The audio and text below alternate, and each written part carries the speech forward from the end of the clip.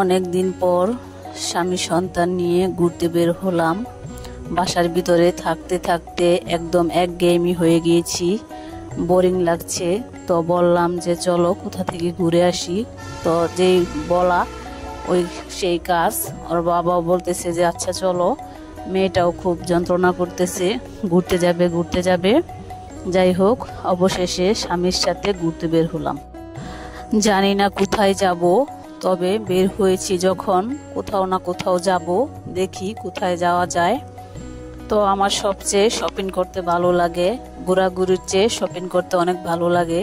তো শপিং করার ইচ্ছাই রাস্তায় যখন গাড়িতে, তখন ওর বাবা বলতেছে যে শপিং করতে যাবা নাকি কোথাও ঘুরতে যাবা। তো বললাম শপিং করতে চলো যাই, শপিংও করা হবে ঘোরাও হবে। তো টুকটাক কিছু শপিং করলাম, মেয়ের জন্য আমার জন্য ওর বাবার জন্য কিছু কিনলাম। যাক, ওগুলো শেয়ার করলাম না। তো শপিং করতে গিয়েছি সেটাই তোমাদের সাথে শেয়ার করলাম, দেখতে থাকো। এই মুহূর্তে যারা আমার ভিডিওটি দেখতেছো, আশা করি সবাই একটা লাইক দিয়ে ভিডিওটি কন্টিনিউ করবে। আমি প্রতি ভিডিওতেই বলে দেই যে একটা লাইক দিয়ে ভিডিওটি কন্টিনিউ করো। আশা রাখি একটা লাইক দিয়ে তোমরা ভিডিওটি কন্টিনিউ করবে, কারণ তোমাদের একটা লাইক আমার নতুন একটা দিনের ভিডিও মেক করতে অনেক অনেক উৎসাহ যোগায়।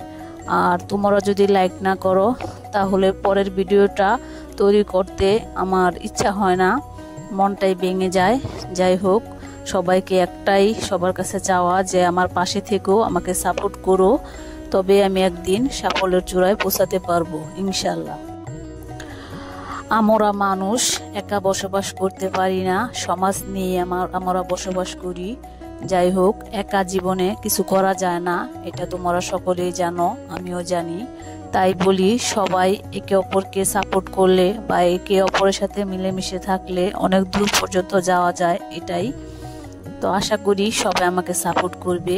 এই তো আমি শপিং করে চলে আসছি, কিছু ফল টল নিয়ে আসলাম, ওটাই তোমাদের সাথে শেয়ার করছি। আরও অনেক কিছু টুকটাক নিয়ে আসছি, ওটা তোমাদের সাথে শেয়ার করলাম না, কারণ ঘুরে এসে শরীরটা একদম ক্লান্ত হয়ে গিয়েছে। অন্য কোনো একটা ভিডিওতে তোমাদের সাথে শেয়ার করব ইনশাল্লাহ। এই তো দেখো, এটা হচ্ছে আমাদের গাছের থোর, তোমরা কি বলো জানি না, কলার মৌচাও বলে, তো আমরা গ্রামের ভাষায় থোরই বলি। তো এই থোর দেয়া চিংড়ি মাছ দিয়ে রান্না করব, তোমাদের বাইয়া পেরে নিয়ে আসছে, এটা আমরা অনেক পছন্দ করি সবাই। এই তো আমি রান্না করতেছি, থোর রান্না করতেছি চিংড়ি মাছ দিয়ে। আর এটা বড়া খেতে অনেক মজা। তো আজকে বড়া করব না, আজকে চিংড়ি মাছ দিয়ে রান্না করব। তো রান্না তো করতেছি অল্প একটু, কিন্তু এটার ভাগিদার অনেক।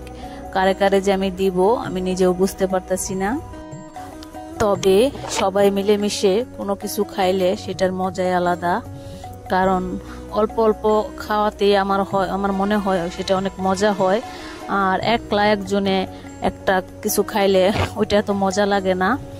এই তো সবাই মিলেমিশে খাবো ইনশাল্লাহ। এই তো দেখেন, থোর রান্না করতেছি আমি, চিংড়ি মাছ ভালো করে কষিয়ে থোরগুলো দিয়ে দিলাম। এই তো আমি আস্তে আস্তে এটাকে ভাজা ভাজা করব, এটাতে ঝোল থাকবে না একদমই। আর এটা গরম ভাতের সাথে যা লাগে না, যারা খেয়েছেন তারা তো জানেন, আর যারা খাননি তারা ট্রাই করে দেখতে পারেন, অসাধারণ লাগে এটা। যারা আজকে নতুন আমার চ্যানেলটি সাবস্ক্রাইব করেন নাই তারা সাবস্ক্রাইব করে নেন, আর যারা সাবস্ক্রাইব করেছেন তাদেরকে অসংখ্য অসংখ্য ধন্যবাদ সাবস্ক্রাইব করার জন্য, আমার পাশে থাকার জন্য। ও আর হ্যাঁ, পাশে থাকা অল অপশনটি অন করে রাখবেন, যাতে পরবর্তী ভিডিও পাওয়ার সাথে সাথে নোটিফিকেশন পৌঁছে যাবে আপনার কাছে, আর আপনি সময় সুযোগ করে যে কোনো সময় আমার ভিডিওটি দেখে নিতে পারবেন। এই তো তালের পিঠা বানাচ্ছি। তো তালের পিঠাটা আমি এত পছন্দ করি না, কিন্তু আমার এক ভাড়াটিয়া ও কিছুদিন আগে দিয়ে গিয়েছিল, তো খেয়ে এত মজা লেগেছে।